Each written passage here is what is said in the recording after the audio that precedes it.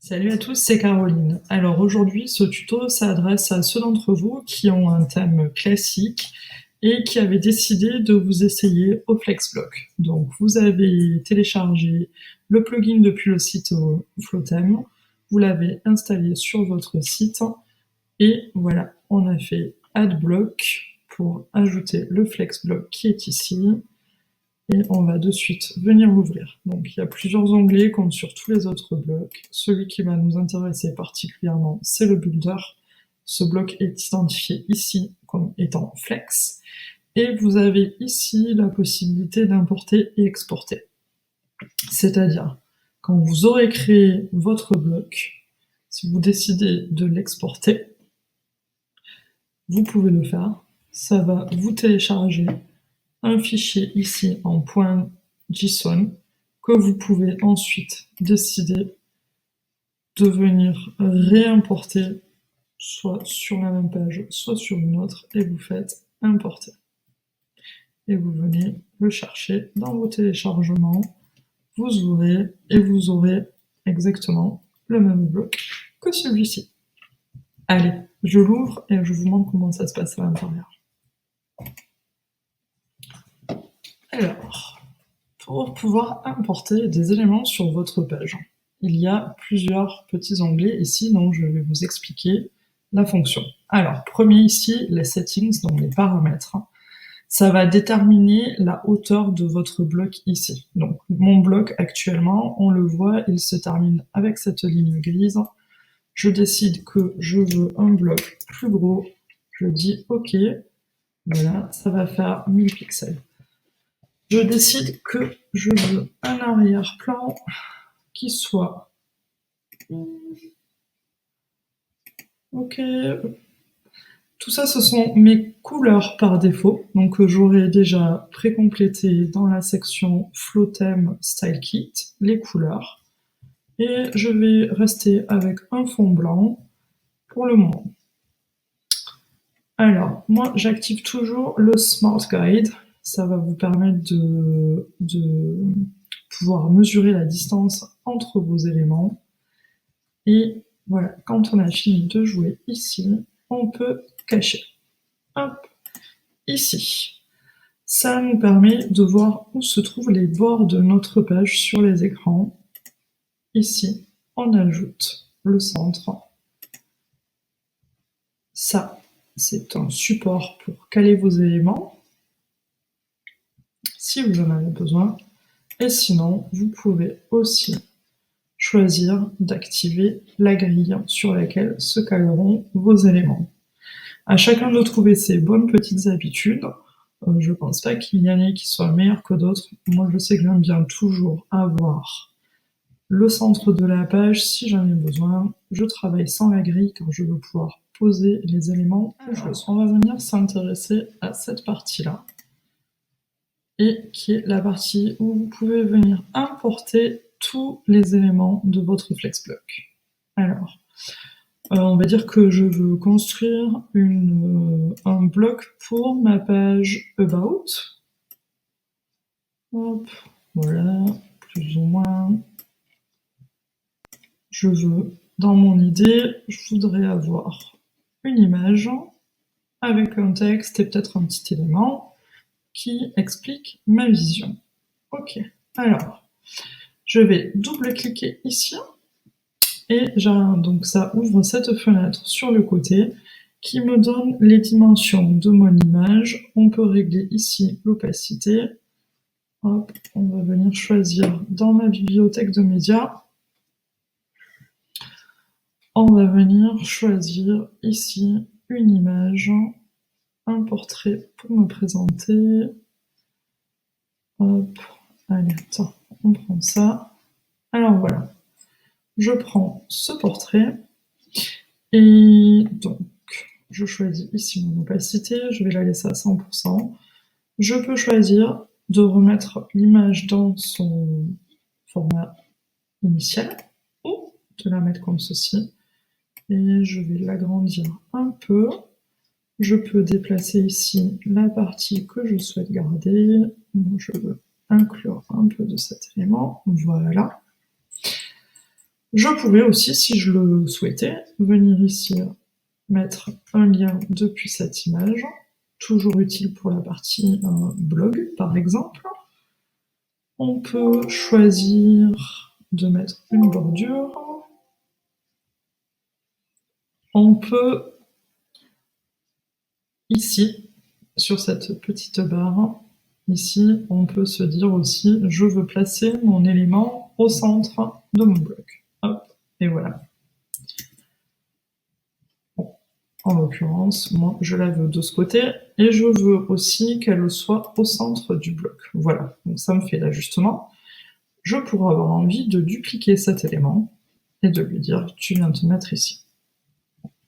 Hop, je l'élimine, c'est pas le cas. Et voilà. Je vais maintenant importer ici un élément pour rappeler le reste des designs des blocs que j'ai sur mon site. Je viens modeler l'élément de la façon dont je le veux plus ou moins, et je fais un double clic, ça me rouvre cette fenêtre. Ici, hop, je peux choisir par exemple, je pourrais vouloir juste faire un cadre autour de ma photo. Donc j'enlève le background et j'ouvre le outline border pour faire mon cadre et je choisis de faire ici, voilà, un cadre pour ma photo, par exemple. Bon, je veux pas ça. Donc, je veux retourner sur cet élément. Alors, soit je clique dessus, soit l'autre façon de le retrouver, ça va être de venir ici, dans vos layers, un peu sur le même principe que Photoshop. Je viens ici dans Shape, puisque c'est un élément de forme que je vais intégrer. Je peux aussi décider de le rebaptiser. Donc, élément, forme. Voilà. Je double-clique et je reviens sur cette fenêtre. Donc, je ne veux pas du tout ça. Je vais rouvrir ici. Et je vais venir choisir dans ma palette de couleurs que j'aurai pré-remplie au moment où c'est une des premières choses que je fais quand je travaille sur un nouveau site. Je viens définir ma palette de couleurs dans la section Flow Theme du dashboard. Et je vais lui dire, je veux que tu sois de cette couleur. Ok. Et évidemment, je ne veux pas que ça soit au-dessus de ma photo, mais en dessous. Donc, je fais un drag and drop. Je tire mon élément et je viens le placer comme ceci.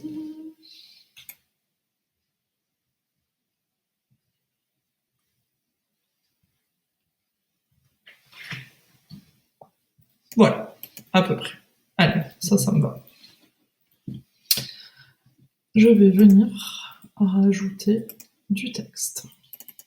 Ici, je vais choisir de travailler avec les polices qui sont fournies avec mon texte, puisque ce sont les polices par défaut inclus avec mon thème.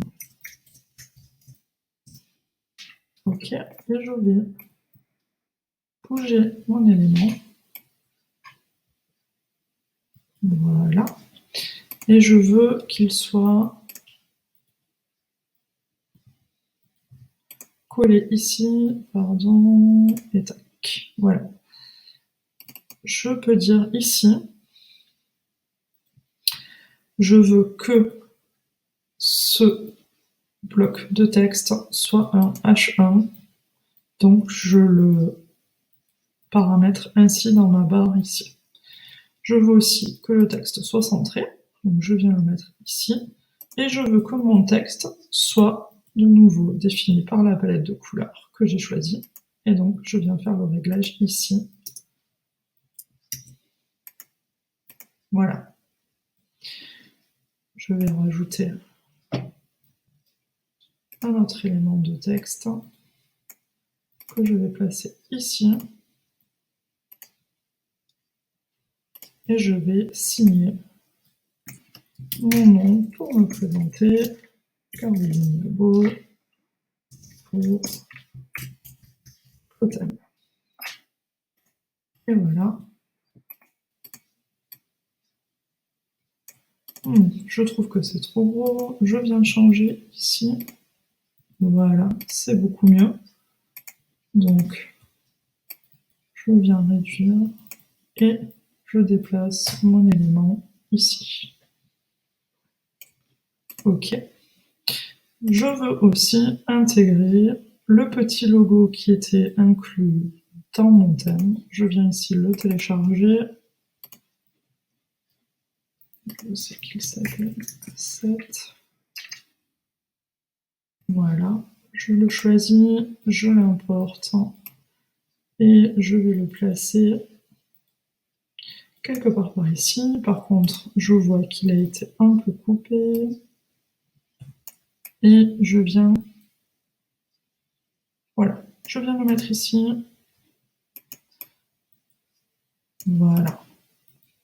Parfait. Et puis, je vais décider de mettre un bouton, un petit call à l'action. Alors, contactez-moi. Voilà. Alors, je veux que la couleur de mon bouton soit la même partout sur mon site. Donc, je vais choisir ici la couleur de mon bouton. Background color. Et je vais choisir la couleur de mon texte. Et je veux que ça soit blanc. Je sais aussi que tous mes boutons vont avoir la même police. Et ça sera celle-ci. Voilà. Alors, on vient mettre l'URL à laquelle on veut que ce bouton mène.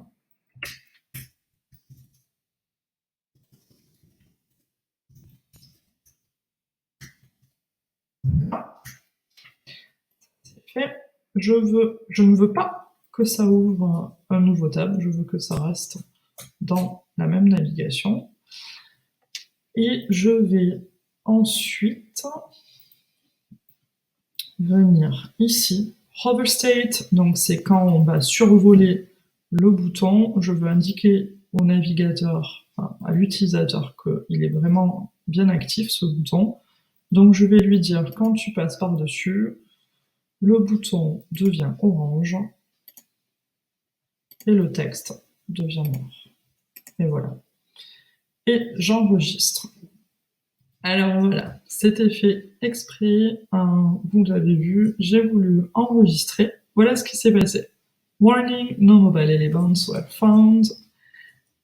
Et ça clignote ici en rouge parce que ça me signale que je n'ai pas préparé donc mon bloc, mon design pour la version mobile. Or, quand on est sous un FlexBlock, c'est nous qui sommes en charge de le faire.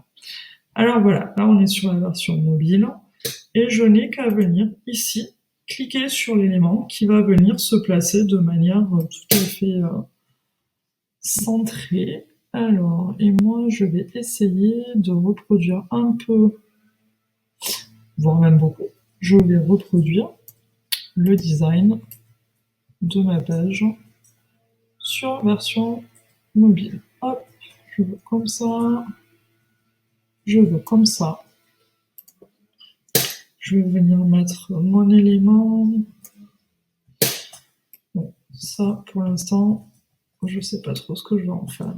Je vais peut-être pas le mettre sur la version mobile. Je vais venir ici dans les settings, parce que je vois bien que mon bloc n'est pas assez grand. Il me faut au moins le doubler. Oula. Hop, voilà.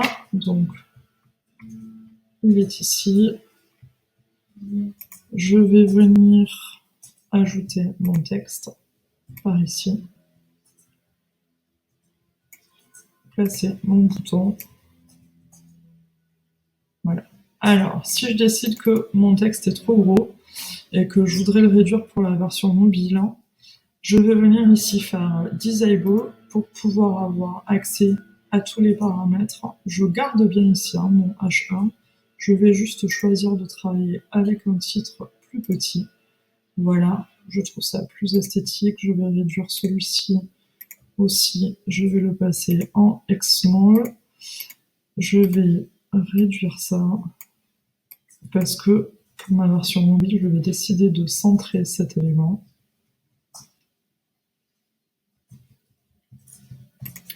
Voilà, il était centré, là c'est pareil, je veux centrer, ça me fait. Et voilà, je remonte un peu ici. Comme ça, je sais que je laisse toujours un peu d'espace avec le bloc qui suivra. Et maintenant, je peux enregistrer ici. Je suis revenue ici sur ma version pour ordinateur. Et je décide qu'en fait, je voudrais bien dupliquer ces deux éléments-là pour vous montrer comment on peut faire ça. On va créer un groupe d'éléments. Ok. Donc, je veux dupliquer mon image. Alors, hop, je vais le ramener. Je veux dupliquer ces trois éléments. Mon image, logo, voilà.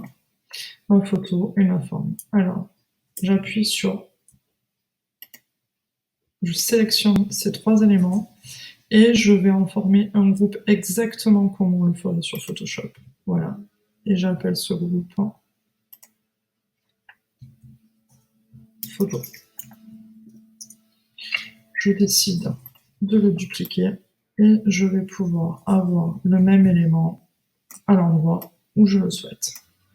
Si je veux ici, parce que la barre me gêne, je viens appuyer sur cette flèche ici, ça me le passe de l'autre côté de mon écran. Je peux comme ça placer ma fleur ici. On est bien d'accord que ceci est uniquement pour vous montrer comment faire et pas un choix de design. Hop, voilà. J'enlève mon texte et j'ai mes éléments qui sont dupliqués que je peux bouger à ma guise. Alors voilà, je pense que je vous ai montré à peu près tout sur comment vous créez votre Flexblock à partir d'un thème classique et à partir d'une page blanche. Vraiment, le Flexblock pour moi c'est un outil créatif et il faut qu'il soit considéré en tant que tel. Donc n'hésitez pas à jouer avec, à vous inspirer de sites qui vous plaisent et puis surtout, amusez-vous bien.